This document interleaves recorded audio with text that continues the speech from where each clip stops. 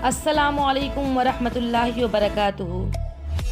یہ ہے ہمارا خلاصہ کلام کا پارہ نمبر 5، اور اس پارے میں بھی ہم سورہ النساء کو کنٹینیو کریں گے۔ اعوذ باللہ من الشیطان الرجیم، بسم اللہ الرحمن الرحیم۔ بدکاری سے دور رہو، نکاح کا پاکیزہ راستہ اختیار کرو۔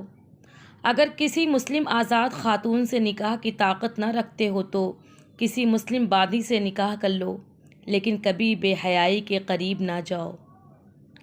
آپس میں ایک دوسرے کا مال ناجائز طریقوں سے نہ کھاؤ۔ باہمی رضامندی والی تجارت کو فروغ دو۔ ایک دوسرے کی جان کا احترام کرو۔ عورتوں کو چاہیے کہ وہ نیک اور اطاعت شعار ہوں اور مردوں کی غیر موجودگی میں اپنی عزت و عصمت کی حفاظت کرنے والی بنیں۔ بیوی کا رویہ صحیح نہ ہو تو اس کی اصلاح کی مناسب تدبیریں اختیار کرو۔ شوہر بیوی میں اختلاف بڑھ جائے تو دوسرے لوگ بھی صورتحال کو بہتر بنانے میں تعاون کریں۔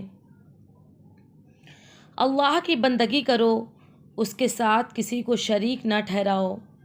ماں باپ کے ساتھ اچھا برتاؤ کرو۔ قرابت داروں، یتیموں، مسکینوں، رشتہ دار، پڑوسیوں، اجنبی ہمسایوں، بغل کے ساتھیوں، مسافروں اور جو تمہاری ملکیت میں ہوں ان کے ساتھ اچھے سے اچھا برتاؤ کرو۔ اللہ سے سرکشی نہ کرو۔ نہ خود حق کو چھپاؤ، نہ دوسروں کو حق بات چھپانے پر اکساؤ۔ اللہ نے تمہیں جو علم دیا ہے اس کا اعلان کرو۔ کفر اور ناشکری کی روش نہ اختیار کرو۔ لوگوں کو دکھانے کے لیے خرچ نہ کرو۔ نشہ مت کرو اور نماز کے لیے پورے ہوش و حواس کے ساتھ آؤ۔ غسل واجب ہو جائے تو غسل کرو، اور اگر بیمار ہو یا پانی میسر نہیں ہو تو تیمم کر لو۔ یہود و نصارہ کی طرح دین میں تحریف کا خیال دل میں نہ لاؤ۔ نہ دین سے بیزاری کا اظہار کرو، نہ دین کا مذاق اڑاؤ۔ اطاعت اور فرما برداری کے سچے پیکر بن جاؤ۔ شرک بہت بڑا گناہ ہے، اور سب سے بڑا شرک اللہ کی بھیجی ہوئی شریعت کے مقابلے میں دوسرے قوانین کی پیروی کرنا ہے۔ شرک کو اللہ معاف نہیں کرے گا۔ اپنی پاکیزگی کا خود دم نہ بھرو۔ سنجیدگی سے اپنا جائزہ لو کہ کیا اللہ کے یہاں تمہیں پاکیزہ قرار دیا جائے گا۔ جس کا جو حق ہے وہ حق اس کے حوالے کرو، اور جب لوگوں کے درمیان فیصلہ کرو تو عدل کے ساتھ کرو۔ اللہ کی نصیحتوں کی قدر کرو۔ طاغوت اور طاغوت کی شریعت کو تسلیم نہ کرو۔ اللہ اور اللہ کے دین پر ایمان لاؤ۔ اطاعت کرو اللہ کی، اور اطاعت کرو رسول کی اور ان لوگوں کی جو تم میں سے صاحب امر ہوں۔ پھر اگر تمہارے درمیان کسی معاملہ میں نزاع ہو جائے تو اسے اللہ اور رسول کی طرف لوٹاؤ۔ اپنے معاملات کا فیصلہ کرانے کے لیے طاغوت کے پاس نہ جاؤ۔ اگر تم مومن ہو تو اپنے باہمی اختلافات میں رسول کا فیصلہ مانو، اور رسول جو فیصلہ کرے اس پر اپنے دلوں میں کوئی تنگی محسوس نہ کرو۔ رسول کے فیصلے کے سامنے سر تسلیم خم کر دو۔ اللہ اور اس کے رسول کی اطاعت کرو۔ اللہ تمہیں ان لوگوں کا ساتھ عطا کرے گا جن پر اللہ نے انعام فرمایا ہے، یعنی انبیاء اور صدیقین اور شہداء اور صالحین کے ساتھ۔ تم ایسے لوگوں کی رفاقت کی تمنا دل میں بساؤ اور زندگی بھر اس کے لیے کوشش کرتے رہو۔ باطل سے مقابلے کے لیے ہر وقت تیار رہو۔ جب حکم ہو تو نکل پڑو اور جی مت چراؤ۔ ان لوگوں میں شامل ہو جاؤ جنہوں نے آخرت کے لیے دنیا کی زندگی کو ترک کر دیا۔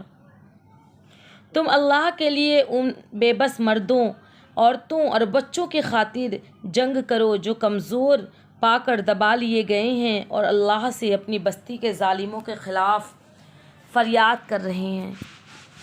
تمہیں صرف اللہ کے راستے میں جنگ کرنی ہے۔ جب جنگ فرض ہو جائے تو لوگوں سے مت ڈرو۔ اللہ کے فیصلے پر اعتراض مت کرو۔ موت سے مت ڈرو، تم موت سے کہیں نہیں بھاگ سکتے ہو۔ دنیا کی زندگی بہت کم ہے اور آخرت بہت بہتر ہے۔ آخرت کی خاطر دنیا کو قربان کرنے میں ہی بہتری ہے۔ اپنی طاقت بھلائی کے لیے استعمال کرو، برائی کو طاقت نہ پہنچاؤ۔ جب کوئی تمہیں سلام کرے تو اس کو اس سے بہتر طریقے سے جواب دو، یا کم از کم اسی طرح جواب دو۔ منافقوں کو دوست نہ بناؤ، ان کی میٹھی میٹھی باتوں سے دھوکہ نہ کھاؤ۔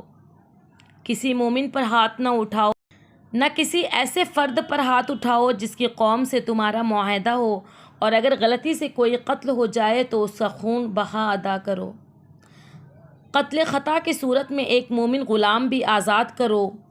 غلام نہ ہو تو 2 ماہ مسلسل روزے رکھو۔ جان بوجھ کر کسی مومن کا قتل کرنے کا خیال دل میں نہ لاؤ، یہ بہت سنگین گناہ ہے جس کی سزا جہنم ہے، ہمیشہ ہمیش کی جہنم۔ حالت جنگ میں بھی کوئی سلام کر دے تو اپنا ہاتھ روک لو اور اسے جھوٹا سمجھ کر اس پر ہاتھ مت اٹھاؤ۔ جب اللہ کی راہ میں جان و مال پیش کرنے کا حکم ہو تو بیٹھے مت رہو، آگے بڑھو، اور جب ہجرت کا حکم ہو تو پسو پیش نہ کرو اور ہجرت کے لیے نکل پڑو۔ جب دشمن کی طرف سے حملے کا خطرہ ہو تو ایسی صورت میں بھی نماز ضرور پڑھو، ساتھ ہی ایسی ترکیب کرو کہ ایک گروہ نماز پڑھے اور ایک گروہ دشمن کے سامنے رہے۔ اللہ جو سمجھ بوجھ عطا کرے اس کی روشنی میں اللہ کی کتاب کے متعلق فیصلہ کرو۔ خیانت کار اور معصیت پیشہ لوگوں کے ساتھ کوئی رعایت نہ کرو، نہ ان سے ہمدردی رکھو۔ کوئی گناہ سرزد ہو جائے تو فوراً استغفار کرو۔ گناہوں کو اپنی زندگی کی کمائی مت بناؤ۔ خود غلطی یا گناہ کر کے دوسرے بے گناہ کے سر نہ تھوپ دو، یہ نہایت سنگین حرکت ہے۔ لوگوں کی صدقہ و خیرات اور نیکی کے کاموں کی تلقین کرو اور لوگوں کے بگڑے تعلقات بنانے کی کوشش کرو۔ ان کاموں کے لیے سرگوشی مفید ہو تو سرگوشی کرو، اس کے علاوہ سرگوشی سے پرہیز کرو۔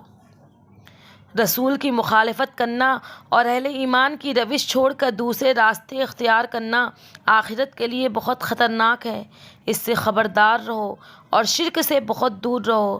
شرک ایک ناقابل معافی جرم ہے۔ مرد ہو یا عورت، جنت میں جانے کے لیے ایمان اور عمل صالح ضروری ہے، اس لیے اپنے ایمان کی حفاظت کرو، برے کاموں سے بچو، اچھے کام کرتے رہو، آرزوؤں کے محل کی تعمیر نہ کرو، اپنا رخ اللہ کی طرف کرو اور نیکی و تقوی کی زندگی بسر کرو۔ ابراہیم جس طرح اللہ کی طرف یکسو تھے ویسے ہی تم بھی یکسو ہو کر ابراہیم کے طریقے پر چلو۔ یتیم بچیوں کی حق تلفی یا ان کے ساتھ کوئی زیادتی نہ کرو، ان یتیم بچوں کے حقوق ادا کرو، یتیموں کے ساتھ انصاف کرو، بھلائی کے کاموں میں آگے بڑھو۔ شوہر اور بیوی میں اختلاف ہو تو آپس میں صلح کرنے میں پہل کرو اور احسان کی روش اختیار کرو۔ خدا ترسی سے کام لو، خود غرضی نفس میں رچی بسی ہے، اس سے ہوشیار رہو۔ ایسی روش نہ اختیار کرو کہ تمہاری کوئی بیوی معلق ہو کر رہ جائے، علیحدہ کی نوبت آئے تو بھی اللہ کے فضل سے پر امید رہو۔ خدا واسطے انصاف کے علمبردار اور خدا واسطے انصاف کے گواہ بنو، کتنا ہی نقصان اٹھانا پڑے، انصاف کی روش نہ چھوڑو۔ اللہ کا انکار کرنے والوں کو اپنا دوست نہ بناؤ، منافقت سے اپنا دامن بچاؤ، اللہ کا دامن تھام لو، خالص اللہ کی اطاعت کو اپنا شعار بناؤ۔